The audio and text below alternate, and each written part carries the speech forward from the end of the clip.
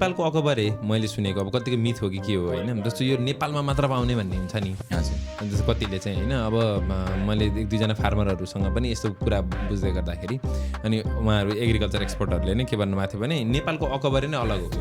हुन यस्तै टाइपको नेचरको चिल्लीहरू अन्त पनि हुन्छ, नहुने होइन, तर त्यो खानु र खानु फरक छ, कम्प्लिटली टेस्टै डिफ्रेन्ट हुन्छ भनेर भन्नुभएको थियो। यो चाहिँ कतिको सत्य हो? त्यो यस्तो हुँदो रहेछ, यो चाहिँ अब स्पाइस मापन गर्ने एउटा इन्डेक्स हुँदो रहेछ, स्कोभाइल इन्डेक्स भनेर हुन्छ।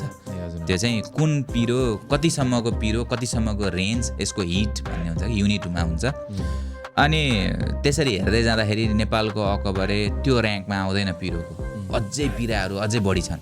भने मेक्सिकोमा चाहिँ स्पाइसेसहरूको कुराहरू, स्पाइसी फुडहरू खाने ट्रेन्डहरू चाहिँ बढी छ। अनि त्यो भइरहँदाखेरि चाहिँ नेपालमा फल्ने अकबरेमा चाहिँ यसको अब जस्तै इन्डियातिरको भुत झोलोकिया होइन, गुन्टुर चिल्ली भन्छ, हैदराबाद गुन्टुरतिर गुन्टुर चिल्ली भन्छ, नेपालतिरको योभन्दा स्पाइसी हो त्यो। तर हाम्रो हेल्थमा इम्प्याक्टमा त्यो कुराहरूमा चाहिँ चिसो ठाउँमा छ कति कस्तो कुरा।